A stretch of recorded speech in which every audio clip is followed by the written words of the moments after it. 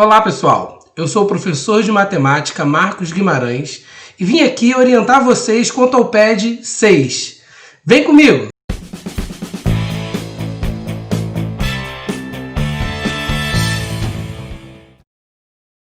O PED 6, o Plano de Estudo Dirigido 6, do sexto ano, tem como tópico, como título, linguagem, a magia do mundo moderno.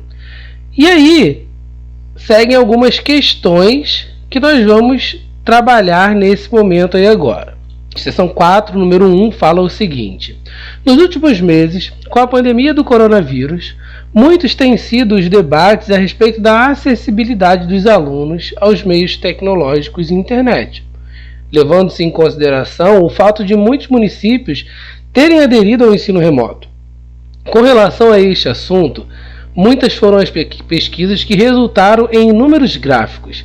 A linguagem gráfica agiliza e simplifica a observação direta dos dados numéricos. O gráfico abaixo ilustra a disponibilidade de alunos da rede pública de ensino a computadores e afins neste período de pandemia.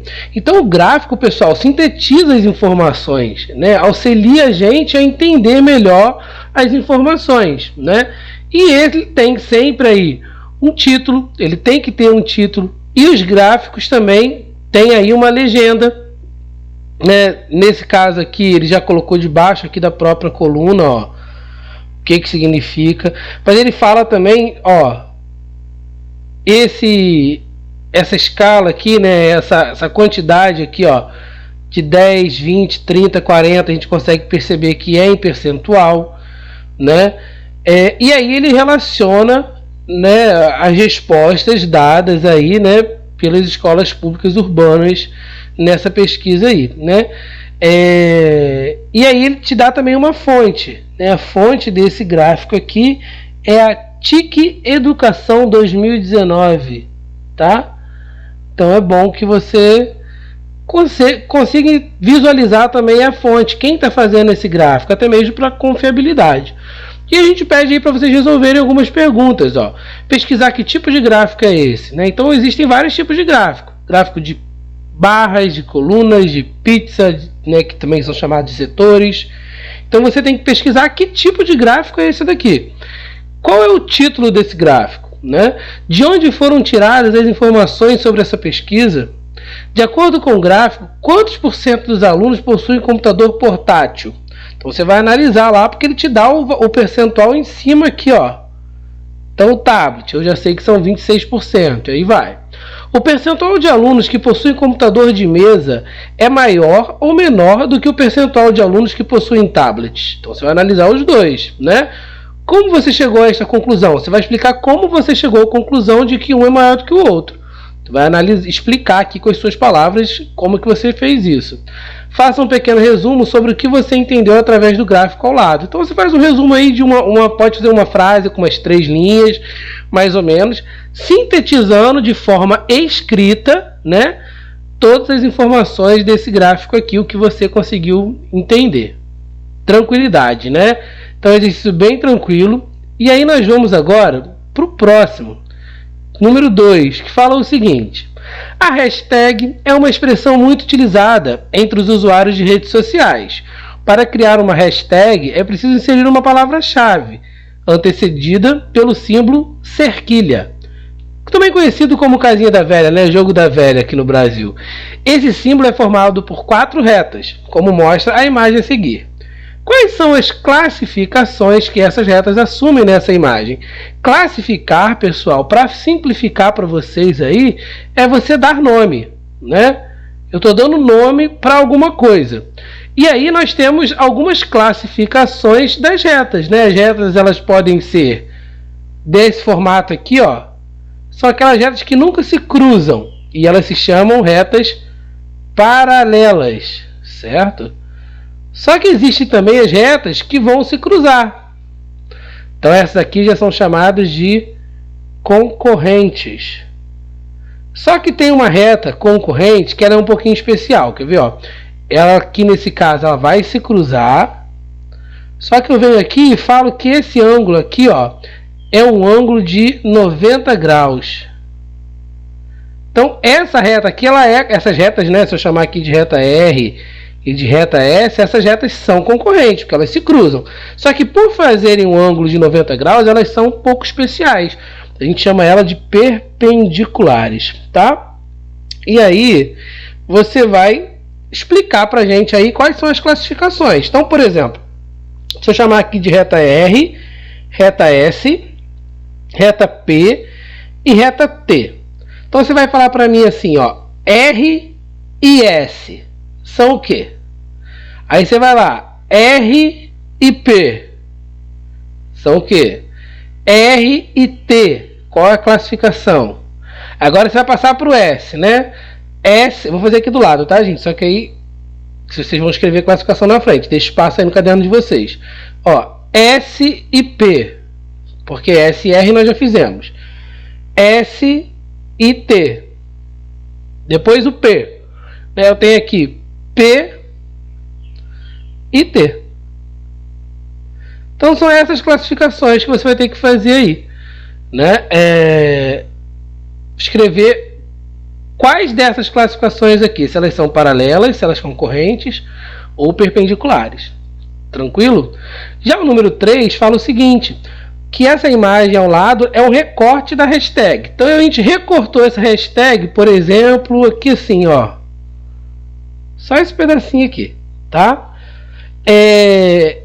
Use um transferidor para medir os 4 ângulos dessa imagem. E aí, o que você vai fazer? Você vai pegar seu transferidor, você vai marcar aqui, ó, o 0, né? E suponha, eu vou tentar desenhar um transferidor aqui bonitinho, né? Finge que tá bonitinho meu transferidor aí. Suponha que seja isso. Você vai olhar aqui qual ângulo que tá dando, né? Suponha que deu, sei lá, 70 graus. Gente, com esse daqui você já consegue descobrir todos os outros, tá? Por que você consegue descobrir todos os outros? Vocês concordam que esses dois juntos aqui, esse daqui com esse daqui, tem que dar 180 graus juntos? Então, se aqui é 70, aqui só pode ser 110. Por quê, Marcos? Porque 110 mais 70 é igual a 180. Né? E a gente sabe o seguinte também, dos ângulos opostos pelo vértice. Se vocês não estão lembrados, eu estou falando agora. Ó, os ângulos opostos pelo vértice, eles são congruentes, eles têm a mesma medida. O que é oposto pelo vértice? Por exemplo, se eu tenho aqui, ó, essas retas, eu posso falar que esse ângulo aqui, se eu chamar ângulo X, aqui também tem que ser ângulo X. E se aqui for um ângulo Y, aqui também tem que ser um ângulo Y. Então, se aqui é 110, aqui vai ter que ser 110 também. E se aqui é 70, aqui também vai ter que ser 70. 70 graus, tá? Só que aí não é 70 e 110. Eu que fiz uma hipótese aqui agora. Vocês vão medir no transferidor de vocês. Beleza? Continuando aí para o nosso último exercício, que é esse número 4. Fala assim, ó, a nossa bandeira, a bandeira do Brasil, é verde, amarela, azul e branca. E é o símbolo máximo de representação da nação brasileira perante os outros países. O desenho foi de Décio Vilares, com inspiração da bandeira do Império. Podemos observar a frase ordem e progresso. E também estão 27 estrelas que representam os 26 estados e o Distrito Federal do país. Podemos observar também algumas formas geométricas bem conhecidas, né? Responda. Podemos observar 3 formas geométricas na bandeira do Brasil. Quais são elas? Então eu tenho essa forma geométrica aqui que é a verde, eu tenho essa forma geométrica aqui que é amarela e essa forma geométrica aqui que é azul, né? Qual o nome dessas formas geométricas? Faça uma tabela relacionando sobre os quadriláteros observados. Então, aqui a gente tem 2 quadriláteros. Escreva o nome do quadrilátero, como são os seus lados, se eles são congruentes ou não, se eles são paralelos ou não, e como são seus ângulos, se eles são retos, agudos, obtusos, congruentes ou não. Então, como é que você vai fazer essa letra B? Os quadriláteros, suponha aí, eu vou pegar e vou fazer de um para vocês. Eu estou vendo aqui que tem um quadrilátero verde, que é o retângulo, né? Então eu vou escrever aqui assim, ó, retângulo, né? E qual informação importante que eu tenho do retângulo aí para colocar aqui, ó? Qual que seria a informação importante? Ele já está dando uma dica ali, ó. Como são os seus lados? Eu sei que os lados opostos do retângulo né, por exemplo, de cima, de baixo, de esquerda e direita, são paralelos e congruentes. Congruentes é que tem a mesma medida. Beleza? E como são os seus ângulos? Aí eu teria que ter uma próxima coluna aqui, né, para escrever, só que não vai ter espaço aqui, eu vou fazer embaixo, tá, pessoal? Mas vocês podem fazer ali do lado que fica menorzinho. Como são os seus ângulos? Ângulos retos. Todos os ângulos internos retos, né, que aí você mede em 90 graus, tá? E aí você vai fazer o mesmo com esse outro, que na verdade aquele amarelo acaba sendo esse daqui, tá? A letra C agora. Suponha que a bandeira em questão tenha dimensões de 6,30 por 9 metros. Determine o perímetro dessa bandeira, ou seja, o seu contorno. Perímetro, pessoal, é a soma de todos os lados. Então, se é 6,30 e 9, o que eu sei? Aqui só pode ser 9, aqui tem que ser 6,30. Né? Esse 9 você pode colocar 9,0 se quiser, tá? Ou 9,00. E como eu sei que os lados opostos são paralelos, então, e congruente, né? Esse é igual a esse. E esse 6,3 é igual a esse. Então você vai somar tudo. Soma tudo que você vai achar o perímetro. Lembrando que na hora de fazer a adição, vírgula embaixo de vírgula. Beleza? E a letra D, use uma régua para traçar as diagonais dos quadriláteros abaixo. O que são, na verdade, as diagonais, né, do quadrilátero? Eu vou fazer desse daqui.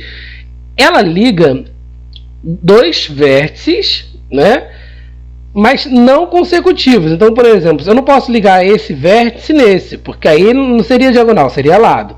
Não pode ser o que vem um do lado do outro, né? O consecutivo seria isso, né? Um após o outro. Então, por exemplo, se eu quero ligar esse, eu conto aqui, ó, pulo esse, eu teria que ligar até aqui. Então, ó, essa é uma diagonal, nesse caso, essa é outra diagonal, tá?